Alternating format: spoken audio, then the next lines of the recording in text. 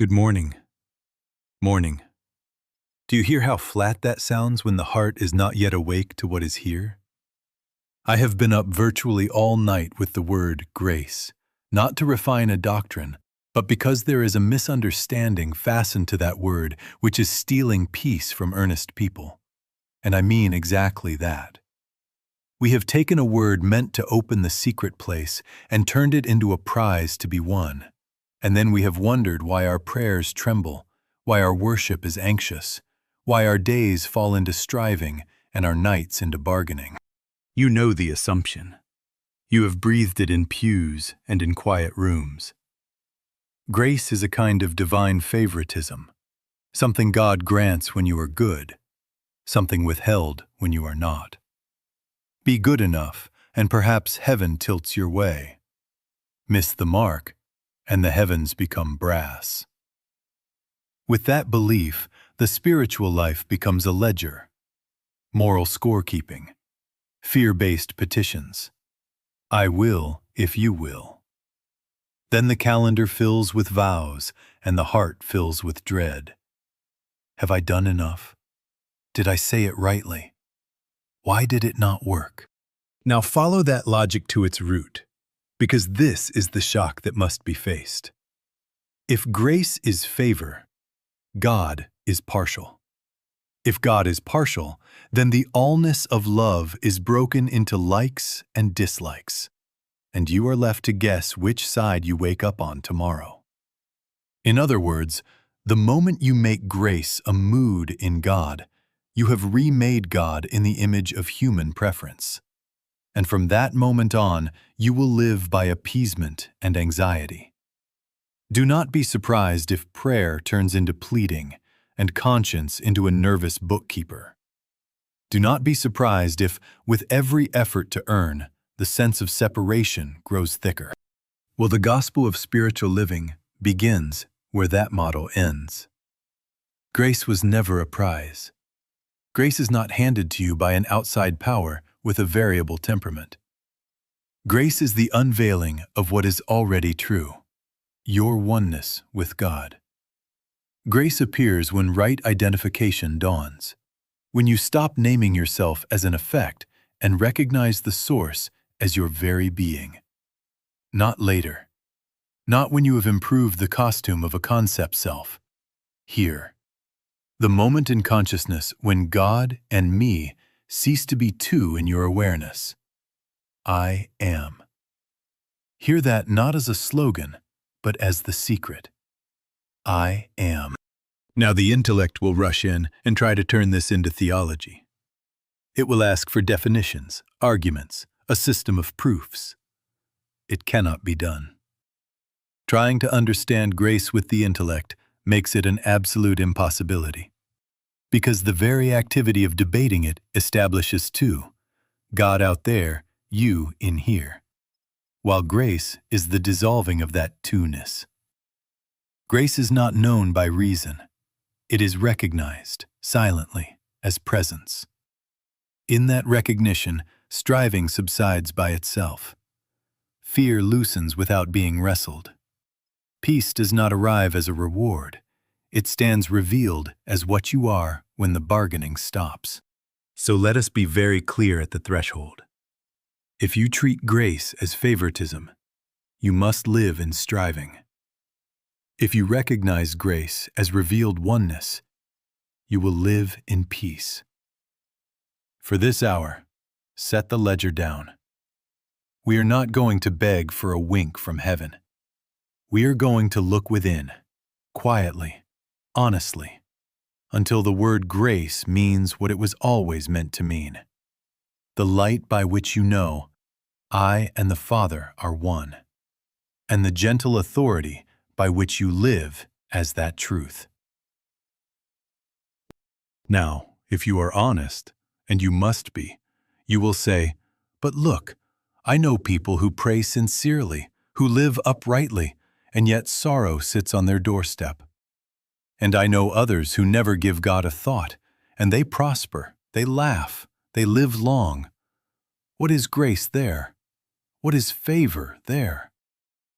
Do not hush that question. bring it into the light. If grace is a prize, by what measure is it distributed? Piety? The decibel level of our prayers? Geography? Luck? Does a storm strike a coast because its citizens failed to charm heaven? Does an illness creep into a nursery because a formula of words was not spoken? You see, you cannot hold that belief and keep the word love with any integrity. It will not stay still for it. Now listen. If grace is favor, then God is sometimes love and sometimes not. If grace is favor, then presence is intermittent. Here when your mood is right, gone when you are tired. Is God love only sometimes? Is God present only when your mood is right? Is grace a weather pattern that blows in when conditions are met and blows out when they are not? I mean exactly that. Press it. If you would keep the favor model, you must make of God a variable. Partial to this one, neglectful of that one. And then you must live not by truth, but by appeasement. That is why, under that belief, prayer turns from communion to commerce. You become a petitioner before an external authority, rehearsing your case, trimming your words, hoping to move him. Then religion becomes a technique, beads, syllables, schedules. Not because beads or syllables are evil, but because the motive is, how shall I persuade love to love? And then, in that atmosphere, life itself is read as reward and punishment. Good week? God is pleased. Bad week? God is displeased. That is slavery to appearances. That is to live as an effect, reacting to effects, trying to manipulate the giver to alter the gifts. In other words, the hidden error is identification. The moment you name yourself separate from the source, you must interpret everything in terms of earning and withholding. You have made yourself a product trying to get back to its factory. You have forgotten that the fruit does not cajole the tree to be supplied. The tree is its life, and the orange is its natural outflow. When you misidentify as the orange rolling on the ground, you will spend your days begging the sun for light and the earth for nutrients, as if supply were outside of what you are. When you stand as tree, when you know I am, you do not beg, you bear. Now, we will not resolve this paradox with argument. The paradox dissolves when grace is understood, not as God changing his face, but as consciousness awakening to what is.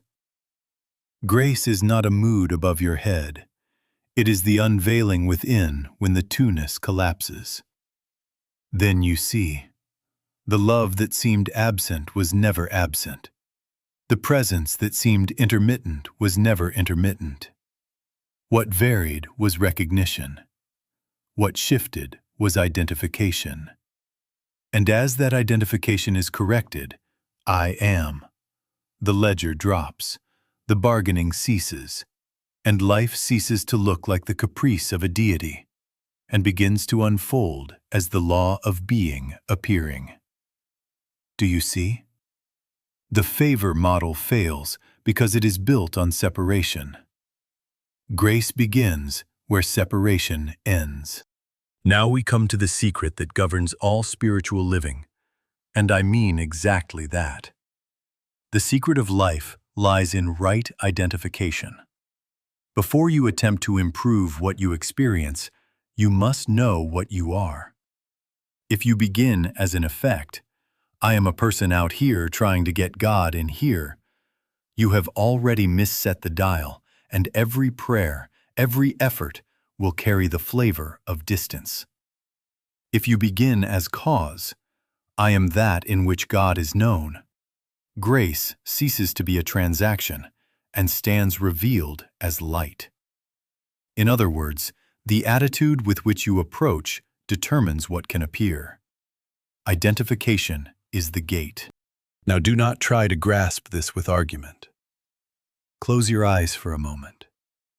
Notice there is an I before any thought about your day, before any need presents itself, before any word God arises. 1. Presence. Awareness. That I is not a needy object.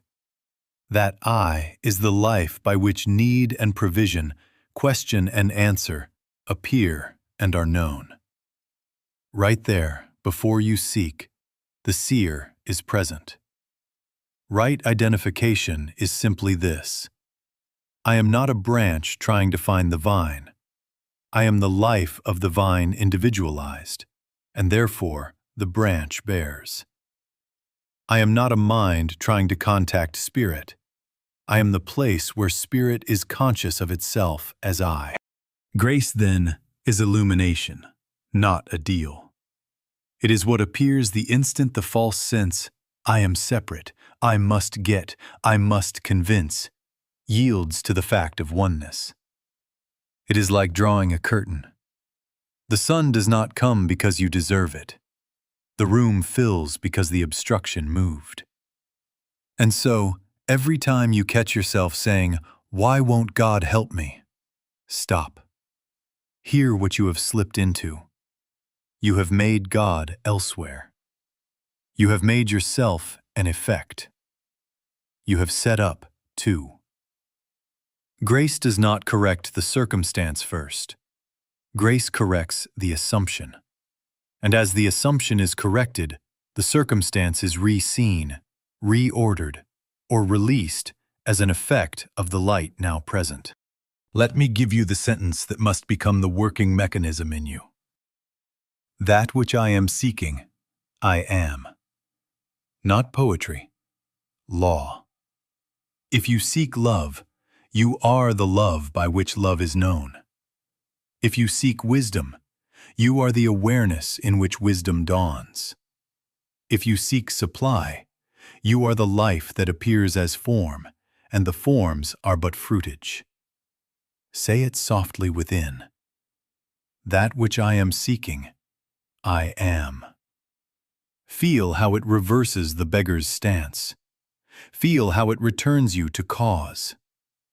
This is not arrogance. This is humility of the highest order, for it erases the concept self that would bargain with God, and it stands as transparency for the One. You must know. You are not a man out in body trying to reach spirit. You are spirit knowing itself, and body is embraced in you as instrument and expression. Begin here. Rest here. And as you rest in right identification, grace is recognized, not as something added, but as what you are unveiling itself as your very being. Now we come to the center, and I mean exactly that. You may ask, where is God? And there are 100 beautiful sentences that will try to answer you. God is life, God is love, God is spirit. But do you see, each of those can still leave you outside, nodding at a definition. The only answer that completes itself is not a description at all. It is a revelation. I am. Not I, the person. Not I, the resume or the temperament. I, the presence that knows this word now. I, the awareness prior to the thought of God, prior to the thought of me. I am. Close your eyes for a moment. Do not look up or out. Where will you go to find what is already here? Before the mind can form a prayer, there is an I that hears it. Before the heart can ache for grace, there is an I in which the ache appears. That I is not a seeker of God. That I is the place where God is Godding as I. When you say, God is life, you can still be paying a compliment to a far country. When you know, I am life, the living presence is included, embodied, being itself as you. In other words, the sentence ceases to be about something and becomes the very light by which you see. Do not stumble here on the old fear of arrogance. This is not the human saying, "I have power." This is the human sense yielding, like a wave relaxing its proud outline and letting the ocean be recognized. The wave does not become ocean by claiming. The ocean is what it is, and the wave is its appearing. So with you. Not Joe or Mary exalted, the one being known as I. That is humility. That is the end of bargaining, the end of boasting, the end of fear. Now watch what happens to this word grace in that light. Grace is no longer God's mood turned toward you on a good day. Grace is God's own recognition of itself as your very being. Where could it be withheld? From whom? By whom? Withholding requires two-ness, someone with power and someone without. The instant I and the Father are one in your consciousness, one not in theory, but in the felt fact I am. Grace is inevitable, because it is not coming to you, it is being you. It is the sun as radiance, not the sun deciding whether to shine. Do you see the subtle error we have practiced? We sought grace as an object, as a something to obtain, and by that very search we affirmed distance. Seeking hardened the veil, because the seeker must keep alive the belief, I am not.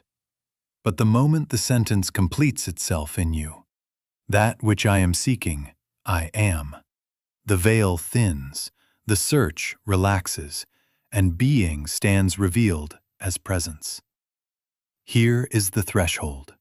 Hold it, live with it, and you will find that what you could not get by reaching appears of itself when the reaching falls back into I am. Now, since we have come that far, we must tell the hard truth. And I mean exactly that. Trying to understand grace with the intellect makes it an absolute impossibility. Not difficult, impossible. Because the intellect lives by forming an object and a knower of that object. Its power is comparison, definition, measurement. Grace is not in that field.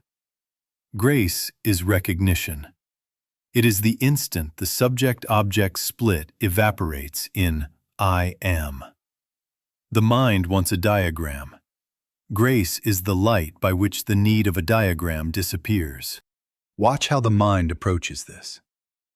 It wants a definition to hold, a doctrine to defend, a ladder of deservingness to climb.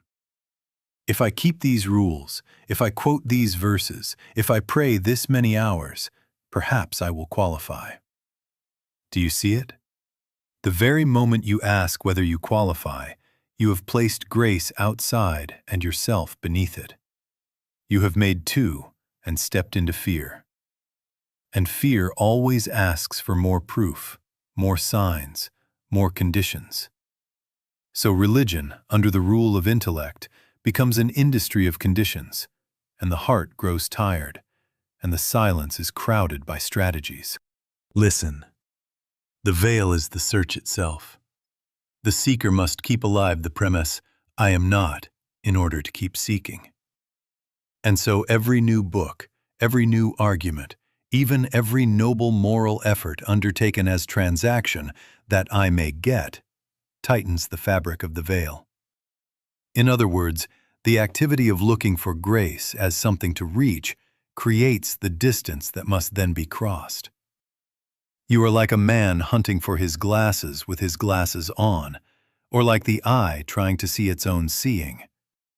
The more earnest the search outward, the deeper the forgetfulness inward.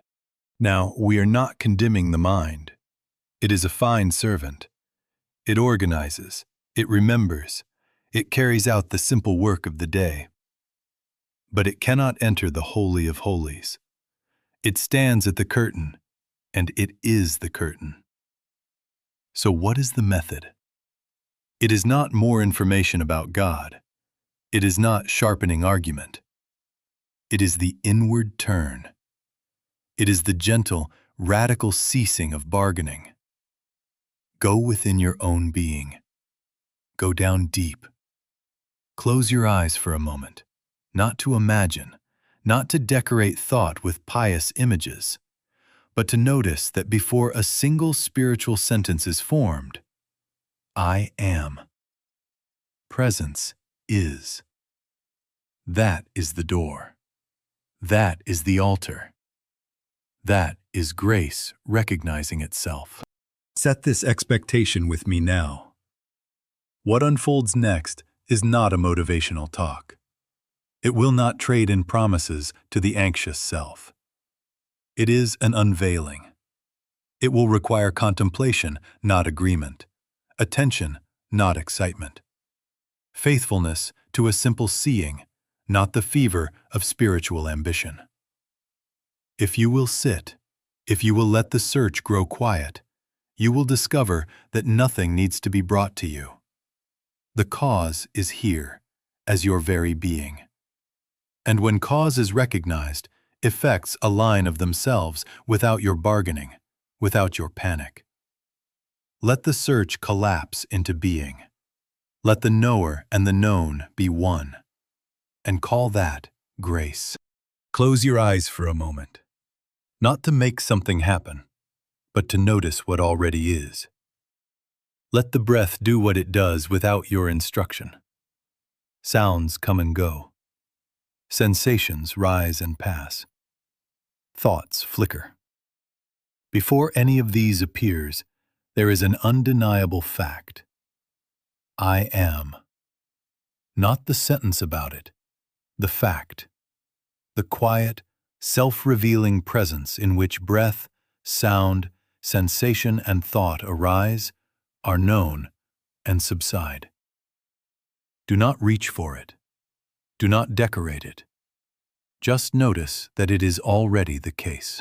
Now, very gently, look at the two I's that have been living your days. There is the personal I, the story of me, the timeline, the roles and regrets, the bargains and the badges. It is busy, it pleads, it proves, it compares. It fears what might or might not be permitted. And there is I am, the open, unlabored being that is aware of that story without being caught in it. The personal I is a traveler. I am is the ground. The personal I wants grace as permission. I am is the presence in which nothing needs to be permitted to be what already is. Stay here a moment longer. Allow the pleadings to set down their briefcases. No bargaining now. No, if I, then God. Just the fact of being. Feel how, as the mind's hand unclenches, there is a quiet completeness. Not an achievement, not a high, not a trance. Completeness. This is the atmosphere of grace. Not a verdict from above, but a felt sufficiency within. Notice, in this stillness there is no waiting line for worthiness, no measuring stick held at your chest. There is only presence recognizing itself. If a thought rushes in, yes, but what about my problem? Do not wrestle it. See that the very question appears in you, not you in it. The storm is in the sky is not in the storm. Let the question pass across this sky of I am. Again, before the content of life, the context is present. That is grace felt, not imagined. Now open your eyes, but do not leave. Keep a thread of this recognition as you look around the room. The chair, the hand, the clock, each an object appearing in the same presence you tasted with eyes closed. Nothing has changed in the essence.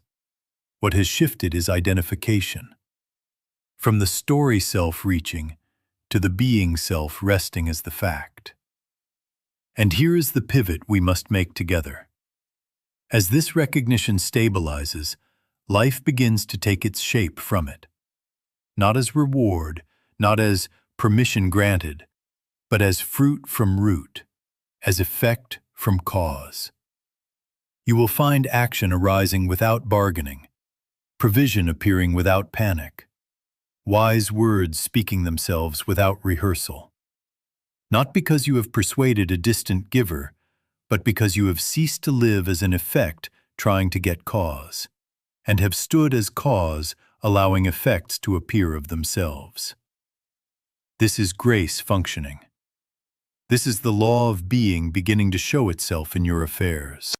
Now let us make the mechanism plain, because without this pivot, you will go back to bargaining and call it prayer. Grace is not God deciding today and undeciding tomorrow. Grace is the way being operates when you stand as cause instead of pleading as effect. When identity is right, when I am is the fact in your consciousness, cause is present, and effects must appear after their kind, not as reward, as law. I mean exactly that, as law. Take supply, because here the confusion is thick. The fruit on the branch does not constitute the life of the tree. The oranges are not the supply, the life that bears them is. You cannot store up oranges and be secure if you are cut off from life. In the same way, dollar bills do not constitute wealth. They are fruitage. The living wealth is the animating life that you are, recognized and allowed to flow. Then forms appear, checks, ideas, opportunities, and they pass. And new forms come, and you are not afraid because you are anchored in cause. Do you see? Outcomes are not grace. Outcomes are the way grace looks when the inner source is no longer obscured. Now health. Hear this quietly. I cannot get life. I cannot get health. I cannot get vitality. If I try to get them, I have already misidentified as the branch fallen on the ground, asking the sun for permission to shine. Life is what I am as I am, conscious being. When that is realized, when the sense of being a frail effect yields, the body, which is an instrument within awareness, reorders, renews, expresses according to the measure of realization. Not because a personal mind has mastered a technique, but because the law of being is present as cause and manifests in its own way, its own time, as fruit. Do not confuse this with personal power. It is not the human saying, I will heal myself. It is the concept self growing quiet enough that the life which is I appears as harmony. Guidance, the same. You cannot get wisdom as an object and hold it in your fist. You are the awareness in which wisdom dawns. When you stand as effect, you ask, you beg, you strain for a sign, and every asking secretly reaffirms, I am a part, I am blind. When you stand as I am, guidance is the natural radiance of presence knowing itself. Ideas come. Right words speak themselves. Doors close and you are grateful. Doors open and you are unafraid. Not because you persuaded a distant mind to notice you, but because you ceased declaring yourself outside the mind that is your being. This is why petition so often fails and tires the heart. Asking for effects keeps you in the posture that guarantees absence. If I do this, then God will. Can you hear the two-ness? Can you hear how fear creeps in? But when the bargaining falls away and the recognition stands, that which I am seeking, I am. Cause is here, and fruit appears without your scheming. Grace is not personal magic. Grace is impersonal law experienced personally. Like gravity, it has no favorites. Like light, it does not negotiate. It simply is. And when you do not stand in the doorway as a concept self trying to manage outcomes, it floods the room that you are and renders the furniture of your life in right order. So make this your practice in the small hours and in the marketplace. Return to cause. Return to I am. Refuse the beggar's stance. Rest as the law of your own being and watch how effortlessly effects align. The daily bread, the needed strength, the timely word. Without bargaining, without strain, as fruit from root. This is grace functioning. This is freedom.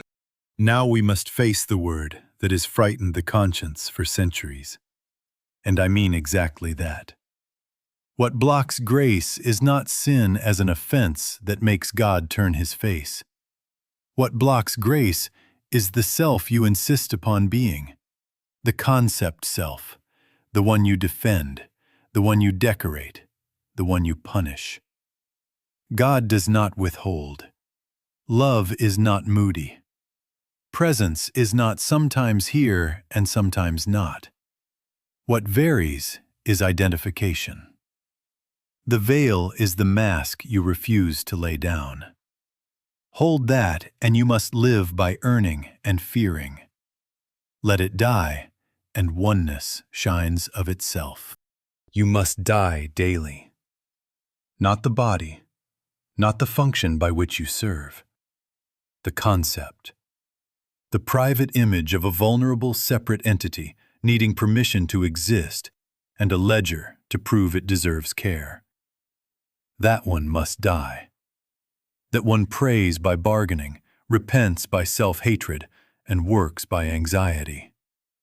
That one calls itself humble, but it is pride, because it keeps the center on me, whether boasting or blaming. Dying daily is simply letting the center shift, again and again, from persona to presence, from effect to cause, from I am a someone to I am.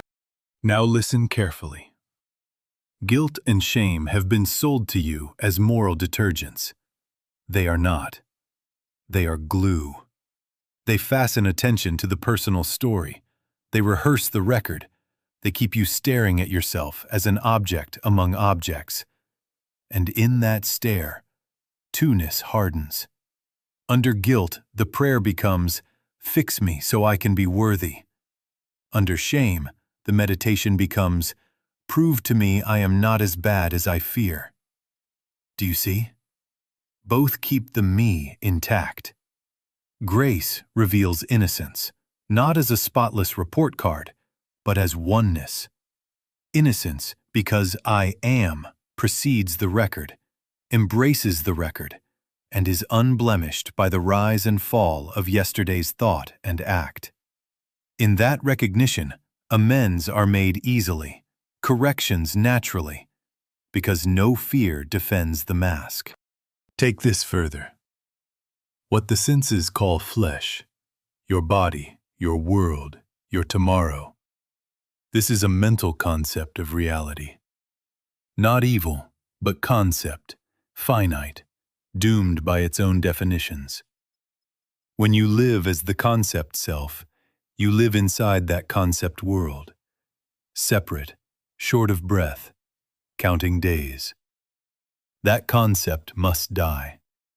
The dying is the surrender of the assertion, I am a frail effect, for the recognition, I am the living awareness in which body and world appear. Then embodiment shifts. The instrument refines.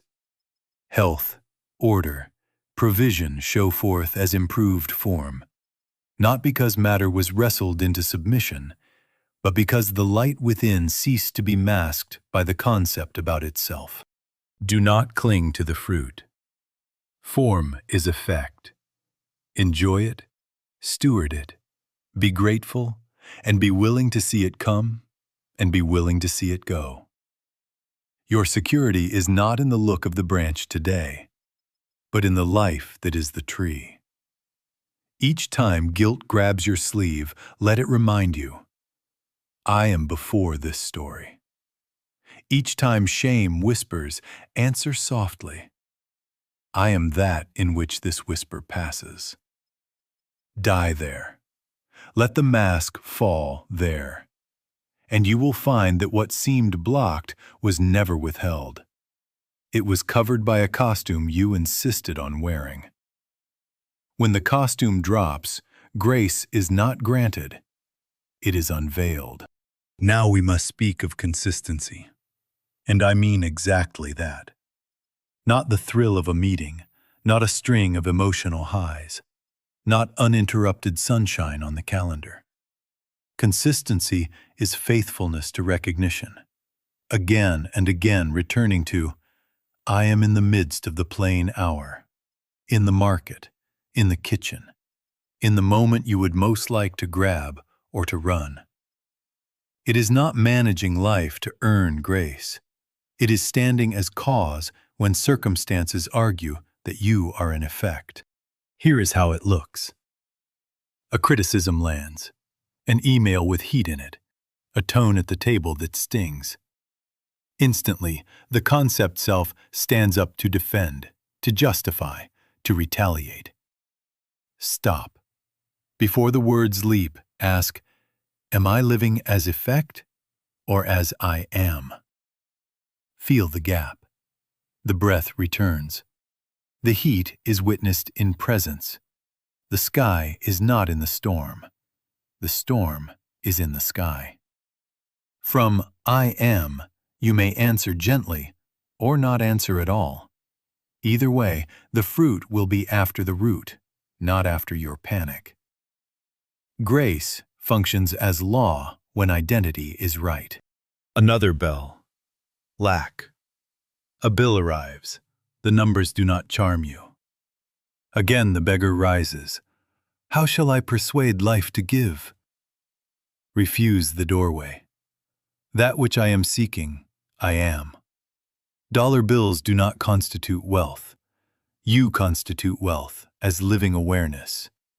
From that resting, ideas come, a call is made, an opening appears, or an unnecessary expense dissolves. Forms move, but you are not moved with them, because your security is in cause, not in fruit. Pain comes, bodily ache, diagnosis, the press of age whispered by the world's calendar. The old habit is to fight as a frail effect. Instead, turn. I am the awareness in which sensation appears. Body is embraced in me as instrument. I cannot get life. Life is what I am. Resting there, you will find action, treatment, movement, nourishment, arising without fear's hand on your back. Harmony shows as fruit, and even as it forms or reforms, peace is not bargaining with the result. Uncertainty, what to choose, which way to go. The intellect demands a map, a guarantee. Sit down inside. Let the search grow quiet. Guidance is the radiance of presence knowing itself. The next step becomes obvious, or the need to step disappears. Either way, the assurance is not postponed until outcomes comply. Now hear the paradox clearly. Grace produces results. It must. Fruit follows root. But the grace state is not dependent on results. The moment you peg peace to what happens, you have returned to favor and reward. If your center rises and falls with gain and loss, you are worshiping effects. Enjoy the good, yes, give thanks, steward it well, and be willing to see it come and be willing to see it go. Non-clinging keeps you at the source, where grace is continuous because it is identity, not weather. This is a discipline. Do not flatter yourself that a single hearing will fix a lifetime of misidentification. Make some provision to study it afterward. Write the sentence, that which I am seeking, I am. Place it on the mirror, in the purse, at the sink. Set small bells into your day. Before calls, at red lights, at doorways, each a cue to ask, effect or I am? Take 3 quiet breaths and return to cause. Night and morning, 5 minutes. Sit. Let the bargaining cease. Rest as presence. Little by little, then all at once, the recognition stops being a practice and becomes your consciousness. And then, consistency is not effort. It is what you are. Now, because hearing will not do it, because agreement is not realization, I am giving you your study. And I mean exactly that. 1 sentence for a year, until it ceases to be words and stands up in you as consciousness. Write it out in your own hand. Put it on the mirror. Place a copy in the purse or the wallet. Slip one at the sink, on the dashboard, on the inside cover of your phone. Live with it until it lives you. The sentence is, that which I am seeking, I am.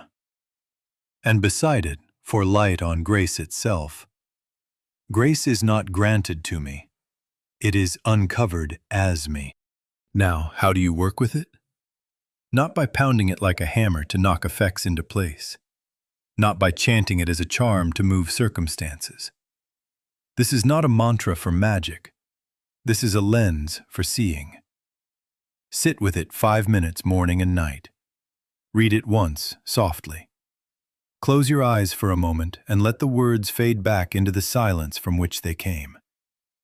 Do not decorate it. Do not argue for or against it. Let it rest on the surface of mind until it begins to open downward, like a seed that disappears and then, without your help, begins to live. Several times a day, set a small bell for remembrance.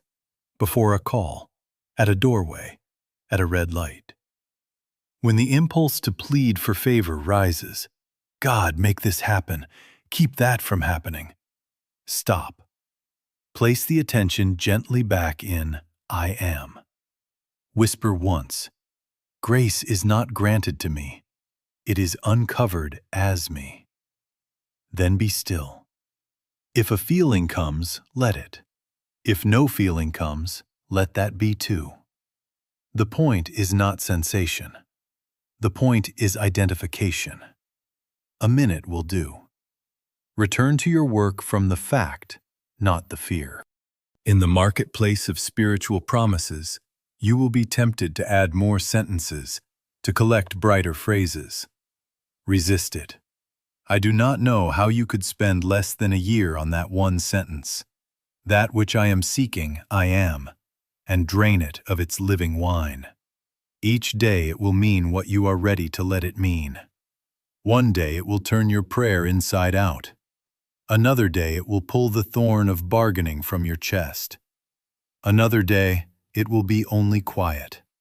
All of that is the work working you. When heaviness visits, guilt, shame, the old habits, take the sentence as you would a key, not rattled in your pocket to frighten thieves, but placed in the lock and turned. That which I am seeking, I am. Let the search stand down. Let the seeker dissolve into the seeing. If a right act is to be done, it will appear as fruit without your panic. If a word is to be spoken, it will speak itself from the center that needs no favor. Now rest. Do not strain to remember. Allow remembrance to happen. The tide knows its shore. Sit for a breath and let the words fall away into the presence that gave them. Quiet gratitude is enough. Thank you. Thank you. Thank you.